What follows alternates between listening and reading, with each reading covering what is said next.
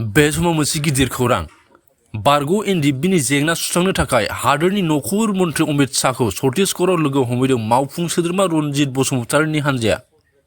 थांनाय मैयासो हादरनि नखर मन्थ्रि Amit Shah, home secretary Ajay Kumar Bhalla, IB director Tapan Deka आरो गोबां हादरनि मावख'गिरिफोरजों भारत हादरनि गासै बिगियानारि आफादफोर जाय हाथियार दोनथ'ना गोजोन फारसे फैबाय, बै आफादफोरनि थानाय जेंनाखौ लानानै गुवारै सावरायलायो नखर मन्थ्रिजों।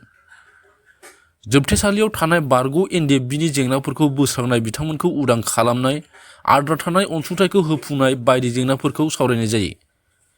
खौरां मोननाय बायदिब्ला हादरनि नखर मन्थ्रि अमित शाहआ थाबैनो बारग' एनडिएफबिनि आद्रा थानाय जेंनाफोरखौ सुस्रांना होगोन होनना खोथा होयो। बे सावरायलायनायाव बिटिआरनि मावफुं सोद्रोमा रनजित बसुमतारी, एक्स एनडिएफबि वेलफेयार एस'सिएशननि गाहाय नेहाथारि दिलरन्जन नार्जारी, लोगो आफादगिरि बिनवेल वारी, नेहाथारि बिके अलंबार आरो रां लाथुमगिरि सहेन वारी बिथांमोनहा बाहागो लायो।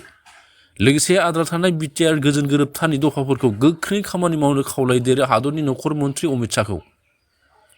सुलुंनिफ्राय मिथिनाय बायदिब्ला फैगौ सप्तायाव हादरनि नखर मन्थ्रि अमित शाहनि बिथोन बायदि आसामाव हम सेक्रेटारि अजय कुमार भाल्ला आरो आईबी डाइरेक्टर तपन डेकाया नुजाथिफैगोन आरो बारग' एनडिएफबि जेंनाखौ गोख्रों सुस्रांजागोनखौ मिजिंथिनो हायो।